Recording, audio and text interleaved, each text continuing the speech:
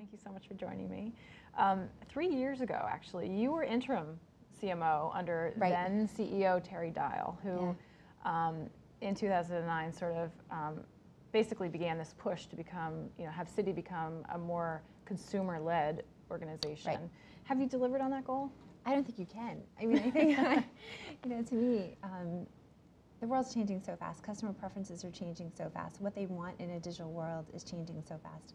I think the most customer-centric companies are always on that mission. They're always getting better. And one of the things I talk to my team a lot about is there's no destination in this journey. We know for sure that we started from a place where consumers didn't trust banks, where Citi's reputation was in tough shape in consumers' minds, and that we have certainly made a lot of progress on that. When you look at third-party studies about how we're perceived or our digital capabilities, or you look at our internal metrics, we use Net Promoter Scores, and we measure intensely whether people would recommend us to their friends and family after interactions, made significant strides. So we know we've made progress from where we were, but that's not the bar.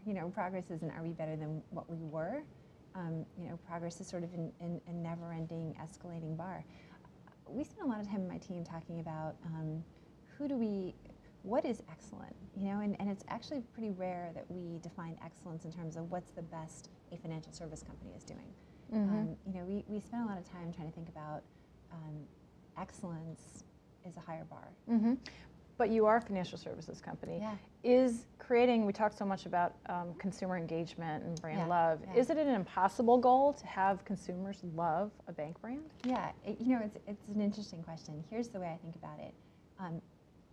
It's a privilege to run a bank, right? I mean, there's few things that matter more in a consumer's life than how they think about their money, and whether they can, see the night sky on the other side of the world, and whether they, take that trip across the country with their children in the backseat of the car, knowing someday, the colleges they're seeing their kids are going to go to, or, protecting their parents' health, or, money is so entwined in how people feel about their lives, how people feel about progress, how people feel about their dreams. And our job is not, of course, consumers make those decisions, but our job is to make it a lot easier on that path, to streamline the tasks, to make the hard things more understandable, to help them make better decisions, to give them the added confidence, to give them options. And, so what I think less about is, can we be, loved per se, but are we doing a great job in helping consumers on that path to whatever's next for them, to the progress they want to make in their lives? And I think when you do that, and you find this actually very interestingly in a lot of the research, people say, well, I hate banks, but I really love my bank. I really love my banker. And there's some ownership that comes into play there. And that's our job. Our job is to make sure we're connecting with consumers in real, authentic ways and make their lives financially better and easier. So let's talk a little bit about the consumer sentiments and the trends that you are noticing, paying particular attention to, and particularly surprised by, both in terms of coming out of the recession, financial priorities, economic concerns, and also as financial industry woes continue. Where are consumers' minds with all that? Well, and you have to think about it in a couple dimensions as you laid out. First of all, consumers are at a low place in terms of their confidence about the future and their optimism about the future. It's been happening now for a few years, we know that, but it's not shifting dramatically. And so that means that people are a little bit closer to home. Their dreams are a little bit smaller. They're more worried about protection. They're more worried about making sure that they have a real concrete plan. That's an important thing for us to understand and to recognize. Secondly, in terms of people's perceptions about banks and the banking industry and sort of the aftermath of the crisis, the financial crisis, again, we're not going to solve that. We're not going to solve overall industry perception. What we can and should hold ourselves highly accountable to every single day is to the people that we have relationships with, that we're in charge and we're fiduciary and responsible in helping them have a better financial life. Did they feel like we're doing, they're the judge. Did they feel like we're doing a much better job? Did they feel like we're on their side, we're adding value, we're protecting? We hear them, we listen, we understand. We're bringing the bank to them. I mean, I think that to me has been, when you think about consumer shifts and trends, one of the most profound shifts our generation is going through is this idea of the digital revolution and what it means to live an increasingly connected life.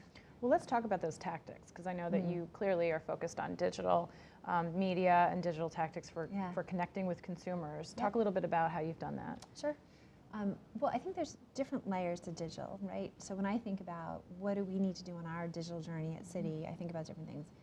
First of all, we have to be a digital company. And there's a lot of things about how we develop, how we have our analytical environment, our content management systems, our capabilities that we really overhauled in not just in the US, but in the 40 countries around the world where we have a consumer presence. That's a profound shift, you know, changing the way we think about data, how we measure effectiveness. That's critical, I think, to great digital companies. The way we work, you know, simple things like working in Agile with our tech partners, where we're releasing code, you know, we're developing code and putting the bow on it every 2 weeks. It's not the way a normal financial service company does things. So there's a lot of foundational things. The next thing I think about is we have to have great experience, great capabilities, whether it's our mobile banking, tablet banking, internet experience. It's got to be fantastic. It has to be streamlined. It has to be a lot purer and simpler. Each device serves a purpose. We've got to innovate quickly and launch new capabilities. We've done a great job in the mobile and tablet space. Our Tracy Weber is just recognized as Mobile Banker of the Year for keeping pace with what is the iPad, what do people do? You know, they want to explore and understand. That's different than what they want to do on their mobile device. So capabilities is the second big piece for me. The third big piece for me is social, and on the social side, you know, I think the most important thing is great listening. You know, it's what marketers' dream wouldn't be to understand what people are saying at the dinner table about them, you know, in a consistent way. I mean, it should completely replace focus groups, right, and other stuff, and that you're getting real authentic feedback. So how are you doing that? Yeah, so we have really robust listening tools. I mean, my desktop screen each morning is great word clouds about everything that was said the day before. You know, we monitor, there's about, in the US alone, about 450, 500,000 conversations happening about financial services companies. About 180,000 of those are about Citi every month. So understanding, trending, looking at things. So listening is really critical. On this path to customer centricity, it feeds into our action teams, the teams that are working every day on how we get better in customers' eyes. The second piece is servicing. So we have a dedicated servicing unit. We've really had a leadership position in this.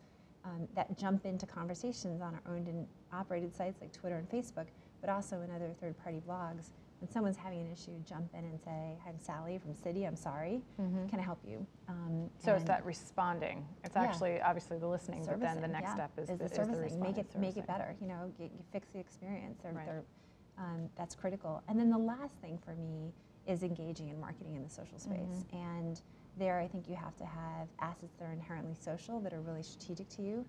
So anybody can generate, you know, Facebook always says, why do they care and why should they share? And I always add, and why is it important to our P&L, right? So some combination of that, I think, creates a great social marketing program. Right. So we've been focused on things like thank you points pooling. Thank you's our premier rewards card. It's great, you and I can go on, we can jump on Facebook, we both want to go to a concert. You have more points than I do. If we pool our points, we can go together. Or we can pool our points and buy our mom a gift for her anniversary. So it's inherently social, it's a strategic asset to us, and it's inherently shareable. So we've been very focused on the social marketing side and engaging side and really thinking through that aspect and also bringing content to where people are. The last piece when I think about the digital revolution is digital marketing, and whether it's our brand marketing efforts and matching where consumers are with our media buying, and we're doing that in a much, much more focused way. We really have narrowed the publishers that we work with so that we can have more extensive relationships. And what insights along those lines are you noticing and paying attention to? Yeah, so I think that perhaps a few things most profoundly. One, the blurring of lines between traditional metrics of effectiveness and digital metrics of effectiveness is really critical. So, you know, we're doing just a much better job of saying if we have a through-the-line campaign, the role that TV plays is going to be very different than the role that maybe what we're doing on Facebook, which is going to be different than, you know, we really focus on 25 top publishers and concentrate most of our media spend digitally with them. And we have very demanding relationships in return, where we can say, look, this is the kind, you know, we want to add content to this conversation. We want to add contextualization to this, and we can do that when we have concentrated buying. So to me, there's some real big shifts. So when we're looking at a campaign, understanding, well, we ran an ad on TV, and here's what it did to the traditional metrics. Here was reach and frequency, and here's what the brand, here's what the, advertising effectiveness scores look like, and how they compared to norms. Here's what our brand health metrics look like. That's all great and good traditional stuff. And we run it through our traditional media mix models. Well, how do we optimize it this way or that way? And like great, particularly consumer goods and retail companies, we have some pretty sophisticated models about how we spend our money. But more and more, we're putting all the digital data alongside. Mm-hmm. Well, how many queries, how many times did people search for that card after when we were running ads? When we stopped running ads, what happened? What was the click-through? How much more effective was our online acquisition for that card when we were also on TV, or we also had something going in print? So I think we're just the marriage of, from a digital marketing perspective, the marriage of thinking about things through the line and marrying the data, it's just a really important time. And that's something that's obviously on the minds of many CMOs right now. Yeah. Is there any concern that the tactics or the way you connect with consumers sort of overshadows the brand essence, if you will, or the brand message, or sort of the that sort of relationship that you're hoping to? Is there, or is it necessary in the financial services space more so than others to have the method be the message, if you will? It's a great question. First of all, I think great companies stand for something, and great companies, it's just obvious to their employees and to their customers for sure, and even their shareholders, they stand for something. Right. And it's not a brand you don't teach that. If you're part of a great company, it's part of the DNA. You just know what it means to serve if you're at USAA. You know what it means to entertain and delight if you're at Disney World. You know what it means to have great design if you're at Apple. There's things about great companies, and for us at Citi, it's all about progress. It's all about this idea that people are trying to take a step forward. Great brands and great companies, there's something that is just true through the years. It's funny, we've been looking back, Citi's 200 years old this year, looking back at the archives, and so much, when we were at our best, all the moments when we're at our absolute best over the 200 years, you hear clients saying the same words, the same things. This was a human relationship that connected me to something bigger and something better. And it's pretty remarkable that the same language was used 180 years ago in some of these letters we're seeing in our archives. So I think that the message is critical. I think, having said that, the marketing has changed a lot and has to change a lot. Now, I come from a digital background, so you'd expect me to say this, but it's not, we don't have time to think about the broadcast messages and create great movies and send them from on high. The warfare is on the ground, and warfare for all companies with customers is on the ground. And I think being able to translate in an agile way who we are and what we stand for when someone is complaining on Twitter, that's critical and that's important. And most cost efficient? Yeah, absolutely. I think the reality is they're having the problem anyway. The reality is we know that people who are detractors or were having bad experiences, will cancel their relationship, will slowly stop. So getting to those people and changing. One thing that I think matters much more in the social space is authenticity. Sure. I think that we went through a whole experience even with our first forays into social servicing where, we said, let's let the customer service reps show their own photo. Let's let them write their own line. It's fine if they have some mistakes and some misspellings. It's okay. Well, certainly in your category too. Yeah. That's probably paramount. Yeah, it's okay if they use an emoticon, Sure. a smiley face, or if they say LOL, or, right. Because that's... To be real. You're real. You're real, and so I think it's a different level of training, and it's a different level of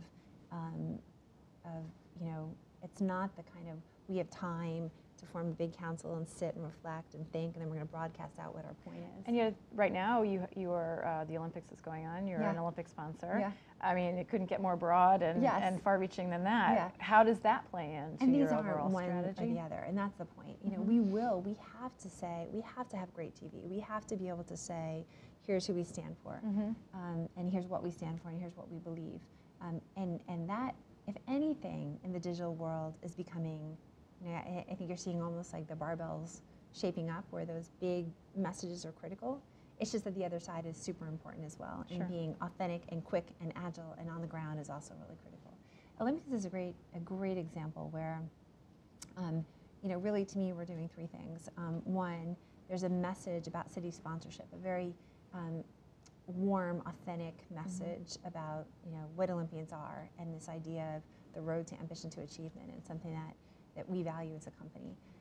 Secondly, there's a bunch of product-specific ads that are asking consumers to do something. So whether it's our mobile check deposit or our Pop Money. You're not missing an opportunity to showcase your products and services. Our products and services in a way that is consistent with the brand and consistent with the Olympics. And we've got some just fun, engaging spots with Olympians themselves using some of this. And then the third thing we're doing is we're creating a real digital ecosystem and environment. So customers can come online, they can vote with their points. We're putting $500,000 to work for the Olympics, and so people can pick their favorite athletes and cheer them on and hear feedback and broadcast messages, and we're in conversations every day. So that to me is a good example of saying how do we make sure people know who we are and what we stand for? How do we connect them to what we do? And how do we, on a real basis, and then how do we connect with them and engage with them in ways that are meaningful to them?